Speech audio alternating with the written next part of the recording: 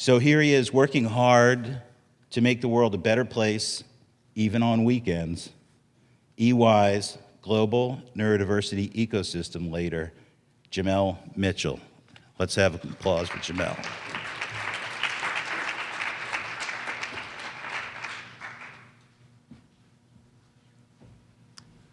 Good morning, everyone. Wait a second. Let's try this again. Good morning, everyone. All right. I know that it's still early. Maybe we're on our third cup of coffee. I've only had one so far. I'll do about 3 somersaults after I have the second one. Wait and see. It'll be about an hour or two. In about an hour or two, we'll do that. But I'm super excited to be here with you all this morning, to be able to share some things that we've done from an EY perspective and to really challenge the minds that are in this room. I'm going to start not with a story, but with some instruction. I know that everyone has just woken up not too long ago, but I'm going to ask that you close your eyes. Don't go to sleep. Just close your eyes. Some eyes are not closed yet. As you close your eyes, I want you to listen to my voice. Imagine a space where we all get the same starting point. Imagine a space when we all understand the instructions at the same time. Imagine a space where you are not penalized for being different. Just imagine a space where we are all set up for success as you define it. Imagine a space where I want you to win as much as you want yourself to win. Hate to burst your bubble, but that space doesn't exist right now. Open your eyes.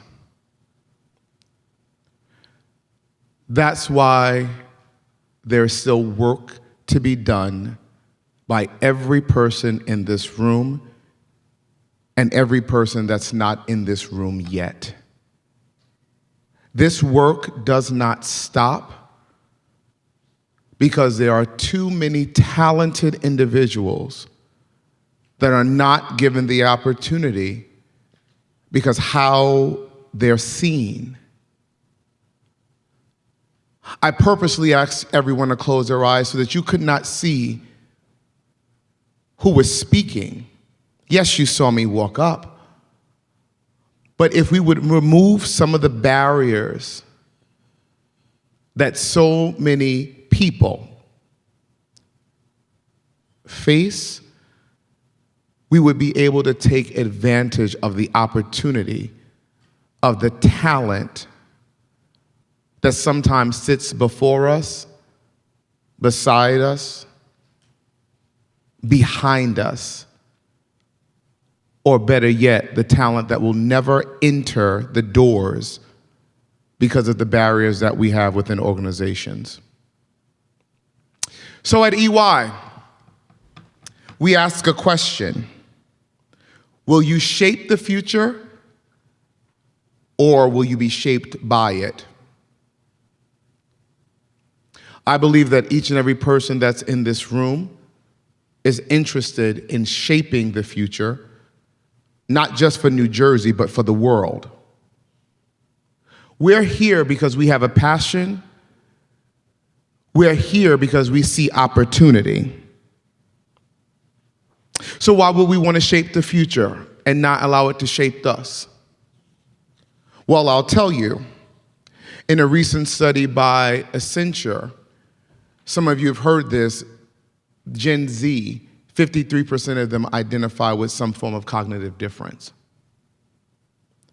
If organizations, if academic institutions, if the world is not readying itself for this population, you'll have much more individuals that will decide to become entrepreneurs, which is not a bad thing, but organizations will not benefit from the talent that they have. That's our reality. If we do nothing, we will be at the result of something that's called COI, which is the cost of inaction. You won't have individuals spending resources in your establishments. You won't have individuals working at establishments. You won't have individuals contributing to local and/or states because we have not decided to act. Oftentimes I've heard on this journey that I don't want to do the wrong thing, and so the result is I do nothing. New Jersey, this is the first time that I have the opportunity to speak to individuals local to New Jersey. This is the first time that we are bringing executives, academia, businesses, government into the same space. This is the first time that I see a level of interest around neurodivergence and neurodiversity for New Jersey. We've been on this road for at least a decade, and I believe that this is the greatest opportunity for New Jersey to not stick their toe in, but to be able to stick their whole ankle in and say, yes, we're all in. So, when I start to think about how can you build a flywheel around generative AI and specifically neurodiversity or our neurodivergence, my mind started to wander, started to wonder, what have we been able to do with this amazing opportunity? That's my word choice. Some people may say challenge, some people may say barrier. I continue to say opportunity. It's an opportunity to challenge ourselves as to what happens when great minds don't think alike. Our preference is that not all minds think alike, because if all minds thought alike, we would have the same result, the same outcomes, the same conclusions, the same recommendations. It's only when you bring in a level of diversity that you get the greater outcomes, the greater product. It's only when you are able to ask the better question, to ask another question to get to a better outcome. Bringing in neurodivergence to work with neurotypicals offer up the opportunity for us to create some of the greatest solutions within generative AI, because it brings together a level of intersectionality that propels us to go to another level. It gives us the momentum to push away from looking at neurodivergence or neurodiversity as a focus around diversity, equity, and inclusion, and looking at it as a business imperative that drives business optimization and effectiveness. Taking a neurodivergence mind and allowing it to think through what does generative AI do and what it doesn't do. Being able to look at where the gaps are and what things need to be solved for helps everyone. Some of the generative AI tools that are being created right now are being created only from a neurotypical perspective, to allow individuals that are neurodivergent to also include their perspectives on what's missing is how do we get to greater tools that increase our level of efficiency and effectiveness in every business. So from a business perspective, how has EY benefited from the neurodivergent mind? To date, we have seen revenue in excess of $1 billion, B with the B, not M, $billion, in under 9 years based upon what our neurodivergent team members have been able to add to EY. We've seen a reduction in 4.5 million hours redirected from senior leadership to other leaders within the firm based upon how and or where they build their time. This is not a nice to have. This is a must-have for the effectiveness for any organization. This is a need in order for us to continue to advance where we are, but also where we want to go in the future. So, will you shape the future, or will you let the future shape you?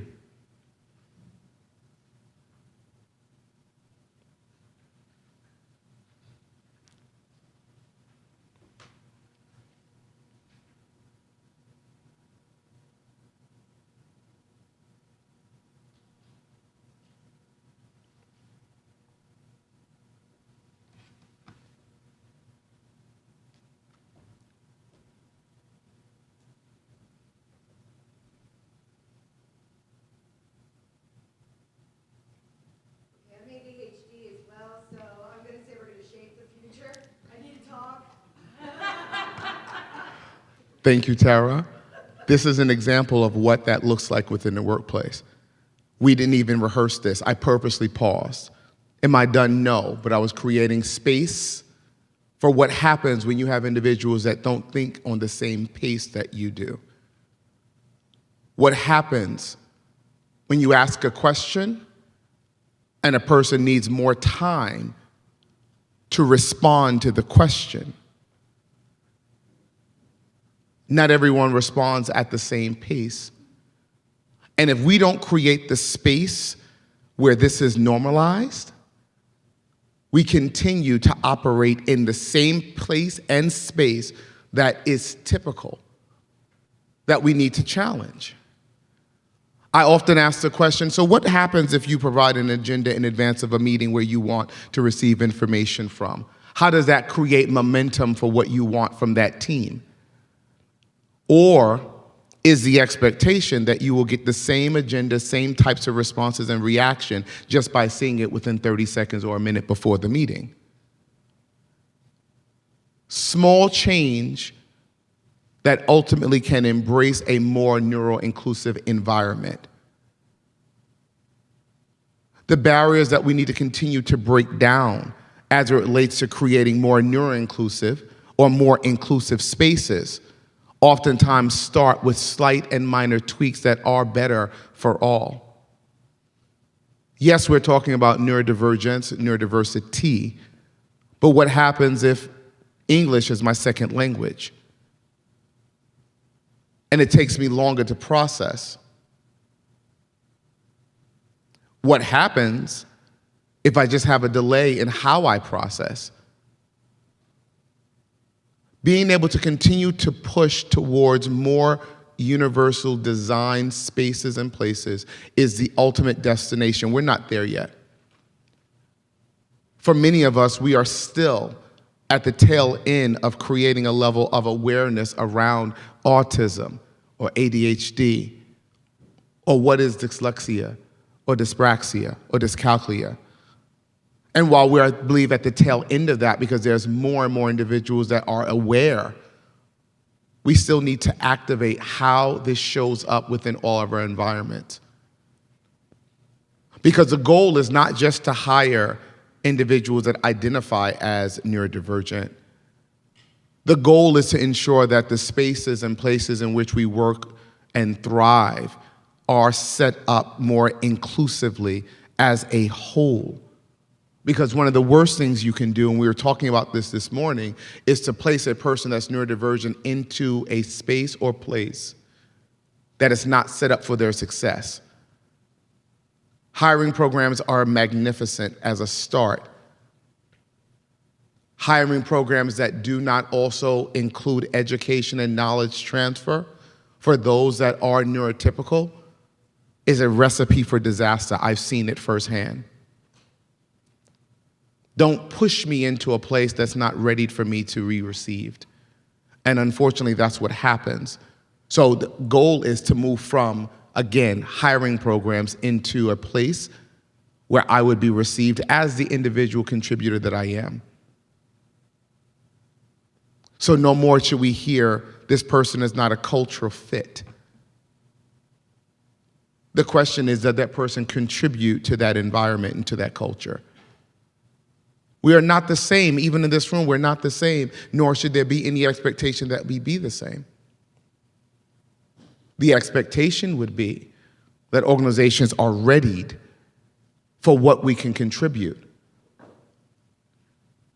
Because if they're not, we'll continue to see increases of claims that are made with the EEOC that have increased by 10% within the last 6 years, specifically around individuals that are not aware of how to work with team members that identify as neurodivergent. We'll continue to see mass exoduses of individuals that would work with an organization now decide not to give that organization my talent because that organization is not ready for me as a professional. So will you shape the future? Or will you be shaped by it? Because great minds don't all think alike.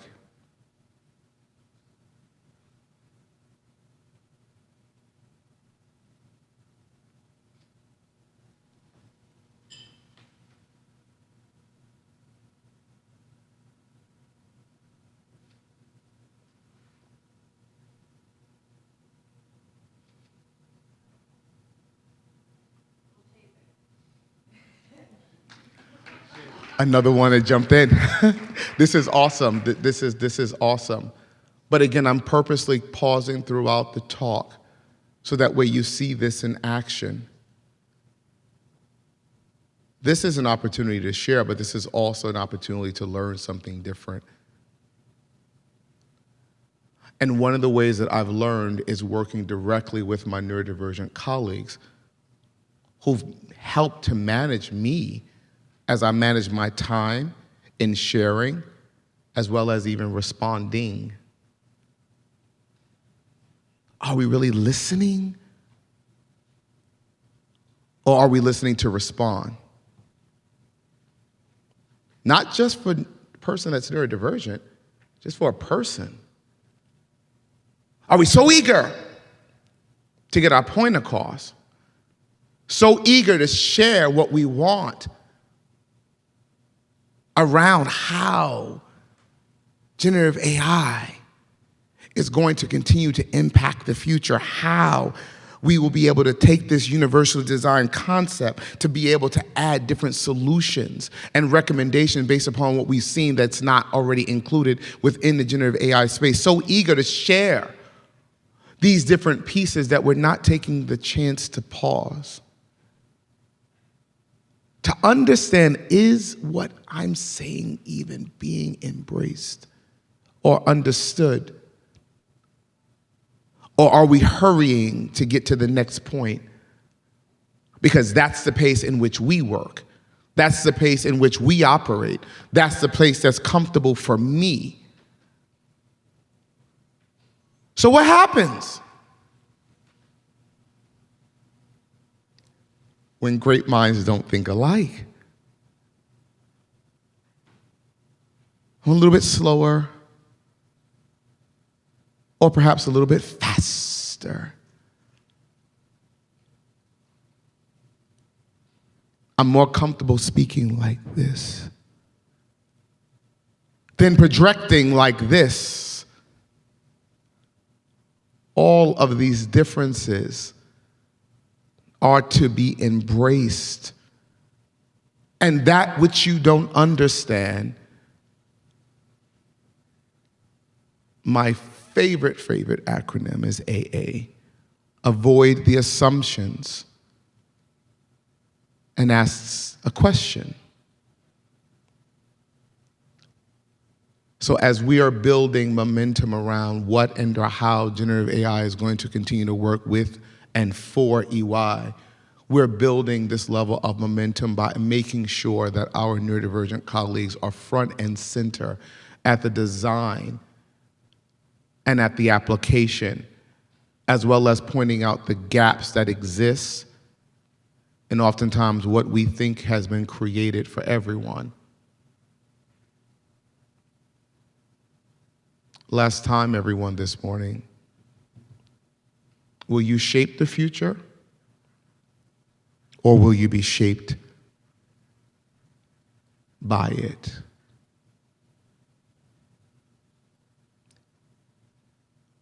Great minds don't think alike, and I believe we have great minds in this room. Thank you.